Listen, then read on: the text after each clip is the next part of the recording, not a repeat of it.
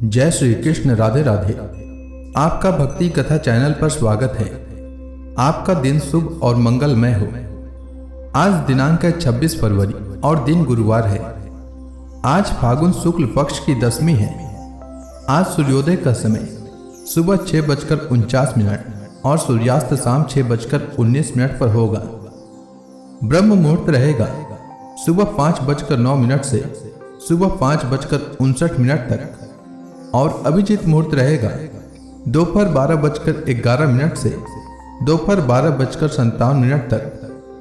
वहीं राहु काल दोपहर 2 बजे से लेकर दोपहर 3:27 तक रहेगा। आइए सुनते हैं फागुन मास कथा का आज का अध्याय। श्री सुखदेव जी कहते हैं, परीक्षित, राजा चित्रकेतु शोकग्रस्त होकर मुर्दे के समान अपने मृत पुत्र के पास ही पड़े हुए थे। अब महर्षि अंगिरा और देवर्षि नारद उन्हें सुंदर सुंदर उक्तियों से समझाने लगे। उन्होंने कहा, राजेंद्र, जिसके लिए तुम इतना शोक कर रहे हो, वह बालक इस जन्म और पहले के जन्मों में तुम्हारा कौन था? उसके तुम कौन थे? और अगले जन्मों में भी उसके साथ तुम्हारा क्या संबंध रहेगा? जैसे जल के वेग से बालू के कण एक दूसरे से जुड़ते और बिछुड़ते रहते हैं, वैसे ही समय के प्रवाह में प्राणियों का भी मिलन और बिछोह होता रहता है। राजन, जैसे कुछ बीजों से दूसरे बीज उत्पन्न होते और नष्ट हो जाते हैं, वैसे ही भगवान की माया से प्रेरित होकर प्राणियों से अन्य प्राणी उत्पन्न होते हैं और नष्ट हो जाते हैं। राजन, हम, तुम और हम लोगों के साथ इस जगत में जितने भी चराचर प्राणी वर्तमान हैं, वे सब अपने जन्म के पहले नहीं थे और मृत्यु के पश्चात नहीं रहेंगे। इससे सिद्ध है कि इस समय भी उनका अस्तित्व नहीं है, क्योंकि सत्य वस्तु तो सब समय एक सी रहती है।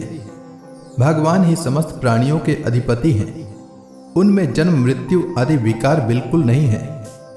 उन्हें न किसी की इच्छा है और न अपेक्षा। वे अपने आप परतंत्र प्राणियों की सृष्टि कर लेते हैं और उनके द्वारा अन्य प्राणियों की रचना, पालन और संहार करते हैं। ठीक वैसे ही जैसे बच्चे घर घरौंदे खेल खिलौने बना बनाकर बिगाड़ते रहते हैं। राजन, जैसे एक बीज से दूसरा बीज उत्पन्न होता है, वैसे ही पिता की देह द्वारा माता की देह से पुत्र की देह उत्पन्न होती है। पिता, माता और पुत्र जीव के रूप में देही है और बाह्य दृष्टि से केवल शरीर। उनमें देही जीव घट आदि कार्यों में पृथ्वी के समान नित्य है। राजन, जैसे एक मृत्तिका रूप वस्तु में घटत्व आदि जाति और घट आदि व्यक्तियों का विभाग केवल कल्पना मात्र है, उसी प्रकार यह देही और देह का विभाग भी अनादि एवं अविद्या कल्पित है। श्री सुखदेव जी कहते हैं, राजन, जब महर्षि अंगिरा और देवर्षि नारद ने इस प्रकार राजा चित्रकेतु को समझाया बुझाया, तब उन्होंने कुछ धीरज धारण करके शोक से मुरझाए हुए मुख को हाथ से पोंछा और उनसे कहा। राजा चित्रकेतु बोले, आप दोनों परम ज्ञानवान और महान से भी महान जान पड़ते हैं तथा अपने को अवधूत वेश में छिपाकर यहाँ आए हैं। कृपा करके बतलाइए, आप लोग हैं कौन? मैं जानता हूं कि बहुत से भगवान के प्यारे ब्रह्मवेता मेरे जैसे विषयासक्त प्राणियों को उपदेश करने के लिए उन्मत्त का सा वेश बनाकर पृथ्वी पर स्वच्छंद विचरण करते हैं। सनत कुमार, नारद, ऋभु, अंगिरा, देवल, असित, अपांत रतम व्यास, मार्कंडे, गौतम, वशिष्ठ, भगवान परशुराम, कपिल देव, सुखदेव, दुर्वासा, याज्ञवल्क्य, जातुकर्णी, आरुणि, रोमस, चैवन, दत्तात्रेय, आसुरी, पतंजलि, वेदशिरा, बौद्धमुनि, पंचशिरा, हिरण्यनाभ, कौशल्य, श्रुतदेव और ऋतध्वज, ये सब तथा दूसरे सिद्धेश्वर ऋषि मुनि ज्ञान दान करने के लिए पृथ्वी पर विचरते रहते हैं। स्वामियों, मैं विषय भोगों में फंसा हुआ मूढ़ बुद्धि ग्राम्य पशु हूं और अज्ञान के घोर अंधकार में डूब रहा हूं। आप लोग मुझे ज्ञान की ज्योति से प्रकाश के केंद्र में लाइए। महर्षि अंगिरा ने कहा, राजन, जिस समय तुम पुत्र के लिए बहुत ललायित थे, तब मैंने ही तुम्हें पुत्र दिया था। मैं अंगिरा हूं। ये जो तुम्हारे सामने खड़े हैं, स्वयं ब्रह्मा जी के पुत्र सर्वसमर्थ देवर्षि नारद हैं। जब हम लोगों ने देखा कि तुम पुत्र शोक के कारण बहुत ही घने अज्ञानांधकार में डूब रहे हो, तब सोचा कि तुम भगवान के भक्त हो, शोक करने योग्य नहीं हो, अतः तुम पर अनुग्रह करने के लिए ही हम दोनों यहाँ आए हैं। राजन, सच्ची बात तो यह है कि जो भगवान और ब्राह्मणों का भक्त है, उसे किसी अवस्था में शोक नहीं करना चाहिए। जिस समय पहले पहल मैं तुम्हारे घर आया था, उसी समय मैं तुम्हें परम ज्ञान का उपदेश देता, परंतु मैंने देखा कि अभी तो तुम्हारे हृदय में पुत्र की उत्कट लालसा है, इसलिए उस समय तुम्हें ज्ञान न देकर मैंने पुत्र ही दिया।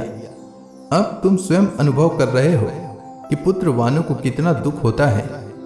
यही बात स्त्री, घर, धन, विविध प्रकार के ऐश्वर्य, संपत्तियां, शब्द, रूप, रस आदि विषय, राज्य, वैभव, पृथ्वी, राज्य, सेना, खजाना, सेवक, अमात्य, सगे संबंधी, इष्ट मित्र सबके लिए हैं, क्योंकि ये सब के सब अनित्य हैं। सूरसेन, अतएव ये सभी शोक, मोह, भय और दुख के कारण हैं।